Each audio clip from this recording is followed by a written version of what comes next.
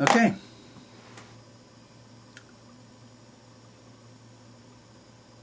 The law has been stolen from the American people. The republic has been near destroyed.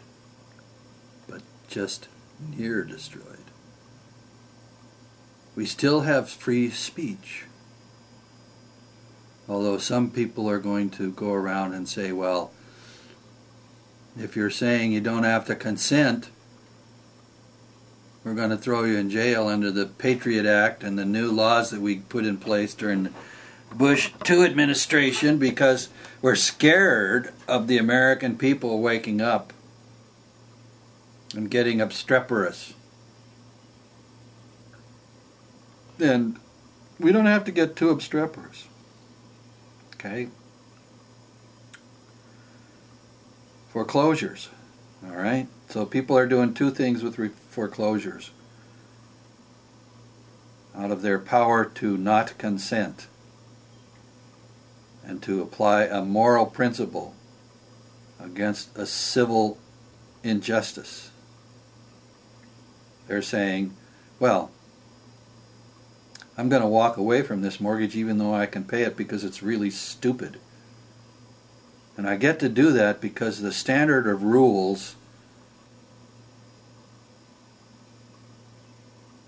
acted upon and modeled by the leading citizens of this country in Congress and in the financial world who work together, that standard of behavior says that you can lie whenever you want to lie when you have a political advertisement. You can lie whenever you want to lie to the American people. You can spread all kinds of BS around things. You can lie about what the real result of signing these mortgage papers is. You can make all kinds of money cheating, lying, and stealing. And if that's what's modeled for us, then just a little bit we ought to be able to say, well, we don't have to play by the old rules anymore. We don't have to be... What? Well, what was that? What was it in the grit of the American people that played by the rules? Why did we play by the rules? Because it was how we got along with each other. See, we have to be neighbors. We have to live in a community. Of course, it's not a gated community. It's not a community protected by a private army. It's just an ordinary community in an ordinary town, in an ordinary neighborhood in a big city or whatever it is. It's a community where we work hard and we raise the children and we make the wealth. The wealth is made down in the social below. It's not made in the uppers. The wealth accretes to the uppers because they have a suctional process going on up there that lets them get away with doing all kinds of stuff. But down below, we play by the rules. We get up in the morning, we go to work, we try to pay our debts, we try to follow the law. We have a few things we do, you know. We like to get drunk, we like to gamble a little, we like to do simple things like that, and occasionally, you know, have some fun. In a puritanical society, fun is a sin, but in spite of the people that want to make fun of sin, we still try to have some fun.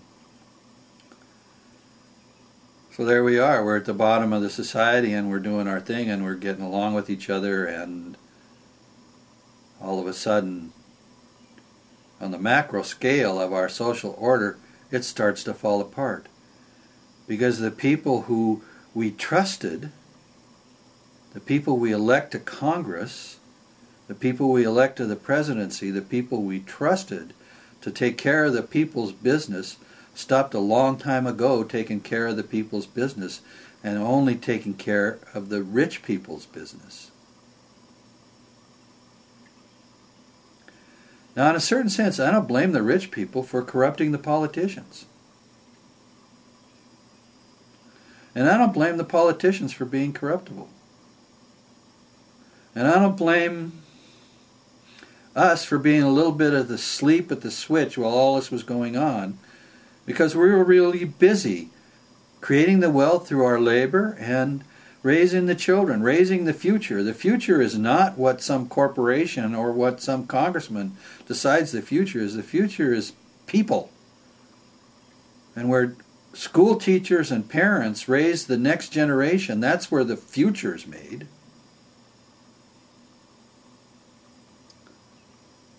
The worst actors in all of this were not ordinary people, although we bear some of the brunt of that. Not just politicians who have their share of it, and not just the corporations who are kind of behaving naturally according to the way the laws let them be made. You know, the law says, oh yeah, you don't have to have any other values but shareholder values, and you can screw your customers and you can screw the environment and your workers, but you can't screw your shareholders. Otherwise the law will spank you.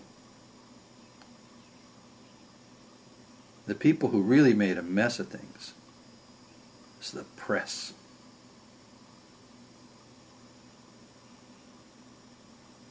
In particular, the Washington media. They got so into the business of sucking up to the politicians and the lobbyists and being entertained and being celebrities. I mean, good grief. The talking heads on TV of the big three networks probably make $10 million a year to read the news. They don't even report it anymore, although they like to look like they report it. Here's me, big hair day guy down in the Gulf, telling you all about the oil story. And of course I'm going to tell you this oil story every night till you're brain dead from watching the oil story. Or, hey, I'm watching this celebrity make a fool of himself, and that's really important news. It's something you should know about. Meanwhile, in Washington, there's a whole other story that doesn't get reported. Because the news guys got out of the news business some time ago. They got into the entertainment business. You know? Go watch the movie Good Night, Good Luck with Edward R. Murrow and watch his story. He sees it coming. He tries to stop it. It didn't get stopped, it came. The news business isn't the news business anymore. Nobody tells us the story. If it wasn't for the internet, we wouldn't have the story. The only free media on the planet is on the internet. The newspapers and the stuff coming out of Washington bureaus for the big networks and stuff, they don't tell news stories. They tell fables. But the American people, you don't want to get them mad. I'm going to pause this and start the next with the story because I want to talk about a guy by the name of Yamamoto who understood some of this stuff in a different way.